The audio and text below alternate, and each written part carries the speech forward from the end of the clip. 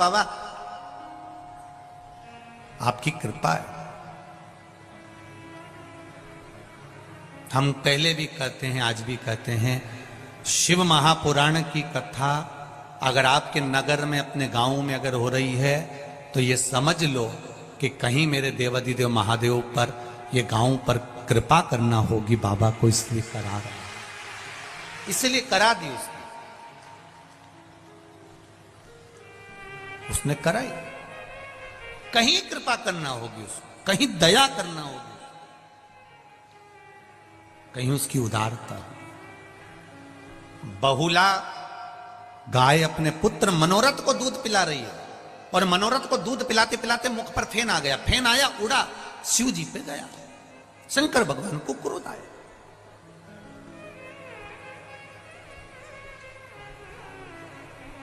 शिव जी को क्रोध आया तो शंकर भगवान ने मनोरथ को मारने के लिए त्रिशूल उठाया। इतने में बहुला गाय को लगा कि मेरा बेटा मर जाएगा, मेरा बेटा मर जाएगा। गौ माता जैसी दुनिया में कोई मां नहीं। भगवान ने उसके स्तन में दूध दिया है तो उसके बच्चों के लिए दिया है कि तेरे जो बच्चे होंगे, बछड़ा बछड़ी होंगे, ये दूध तेरे बच्चे के लिए दिया है। पर गौ माता के बछड़े को तो केवल मुंह लगाया जाता है, खींच कर उसके पास में बांध दिया जाता है और पूरा दूध उस बछड़े के सामने निचोड़ निचोड़ के निकाल लिया जाता है। तो भी गौ माता कभी नहीं कहती कि मेरा दूध मेरे बछड़े के लिए है और तुम पी रहे हो, कभी नहीं कहती। फिर गाय क्या करती है, जब ग्वाला पूरा दूध दोह लेता है तो गाय उसमें से थोड़ा सा दूध अपने बछड़े के लिए अपने थन में बचा लेती है। अपने बछड़े के लिए गाय दूध अपने थन में बचा लेती है। ग्वाला इतना चतुर होता है, बछड़े को वापिस छोड़ देता है। बछड़े को वापिस छोड़ा, फिर उसने मुंह लगाया, गाय ने फिर दूध नीचे करा, इतने में बछड़ा फिर हटाया, ग्वाले ने फिर दूध निचोड़ लिया, फिर निचोड़। कितना देती है गौ माता, कितना।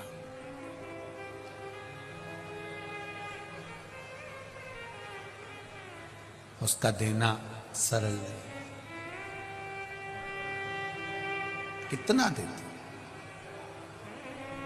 उसके बाद भी हम उसको देते क्या है, क्या प्रदान करते हैं हम उसको। एक बार रोटी देंगे, दूसरी बार आ जाएगी तो डंडा देंगे। हम क्या देते हैं उसको, कुछ नहीं। जो सुख देना है वो हम दे नहीं पाते। शिव कथा कह रही है, बहुला ने देखा मेरे बेटे को मार रहा है, शंकर भगवान को तेज श्वास लिया और श्वास लेकर बहुला गाय अपने शिव जी को निगल गई, अपने पेट में रख लिया।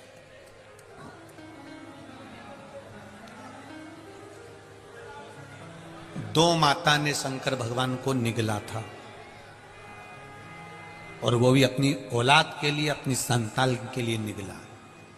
बहुला गाय शिवजी को निगली तो अपनी औलाद के लिए, अपनी संतान के लिए है, और पार्वती मैया भी भगवान शंकर को निगल गई थी केवल अपनी संतान के लिए, केवल अपनी संतान के लिए। जगत में ऐसी कोई मां नहीं है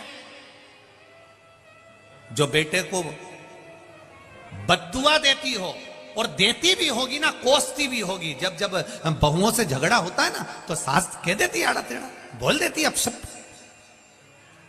तो बहुओं को बुरा नहीं मानना चाहिए कि सास ने पति से कह दिया, पत्नी ने, देखो तुम्हारी मम्मी ने तुमको अपशब्द कहा, तुम्हारी मम्मी ने तुमको आड़ा टेढ़ा कहा, तुम्हारी मम्मी तो तुमको कोस रही है, तुम्हारी मम्मी तुम्हें कोस रही है। बेटे को बुरा नहीं मानना चाहिए, ना बहू को, क्योंकि मां अगर बेटे को कोसती भी है ना, अपशब्द भी कहती है ना, तो हो सकता है उसको कोई बड़ी बीमारी आने वाली होती है, वो कट जाती है केवल मां के कहने से।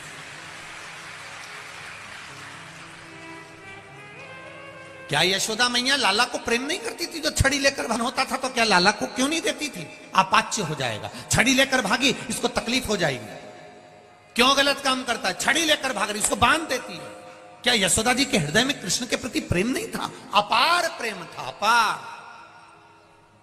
पर बच्चों का अहित नहीं चाहती थी। मेरा भी मेरी मां से निवेदन है, अपने बच्चे को खूब प्रेम करो, दिल से प्रेम करो। दुनिया के सारे तारे तोड़कर तुम अपनी औलाद को दे दो, मना नहीं है। पर एक निवेदन है, अपने बच्चों को तारों के साथ में संस्कार जरूर दे दो। देव तोड़ करता है और उसके साथ में संस्कार दीजिए। अपने बच्चों को ज्ञान दीजिए, संस्कार दीजिए। उत्तम ज्ञान देने का प्रयास कीजिए कि मेरा बच्चा भी रोज मंदिर जाए। छोटे छोटे बच्चे स्कूल जाने से पहले उनके हाथ में लोटा पकड़ा दो, जाओ मंदिर जाओ, जल्दी आना, घर के पास में मंदिर है। और मेरा विश्वास कहता है, मैं कानपुर में ज्यादा आया नहीं हूं, पहली बार अपनी जिंदगी में पहली बार कानपुर आया हूं, जीवन में पहली बार। और मेरा विश्वास कहता है कि कानपुर में भी आप जितनी जगह से आए हो ना कथा सुनने के लिए, जहां जहां से आए हो, ये मेरा विश्वास कहता है, मुझे तो मालूम नहीं पर मेरा विश्वास कहता है कि जहां आप रहते होगे, आपके घर से कुछ कुछ दूरी पर 50-500 मीटर की दूरी पर, या 1 किलोमीटर, या 200 मीटर, या 100 मीटर, या 4 घर छोड़ के, या 8 घर छोड़ के, आगे पीछे दाएं बाएं में कहीं ना कहीं शंकर का मंदिर तो जरूर होगा। ये मेरा दिल कहता है, ये मेरा हृदय कहता है, शिव मंदिर जरूर होगा। कहो बच्चों से, जा बेटा 1 लोटा पानी लेकर जा, जाओ जल लेकर। कल वहां दर्शन करने गए थे आनंदेश्वर, बहुत अच्छा लगा। वहां देखकर शिव जी की आराधना में नवयुवक बेटे, नवयुवक बेटियां, नवयुवक लड़के, नवयुवक बेटियां सब हाथ में लोटा ले लेकर, कोई अपने घर के लिए वापिस जा रही थी, कोई शिव मंदिर जा रही थी। देखकर इतनी प्रसन्नता हुई कि लोग अपने घर से लोटा लेकर आए हैं और जल चढ़ाकर जा रहे हैं। इसकी प्रसन्नता है। नमन करता हूं मैं काशी पीठों को और यहाँ के रहने वाले एक छोटे से छोटे झाड़ू लगाने वाले तक को मैं प्रणाम करता हूं। बड़ी प्रबलता है आपकी, बड़ी प्रबलता। ये अविरल भक्ति है,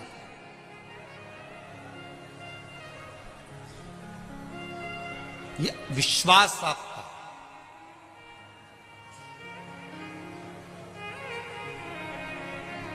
मर्यादा आपकी, आपका भरोसा, आपकी दृढ़ता शिव के प्रति है।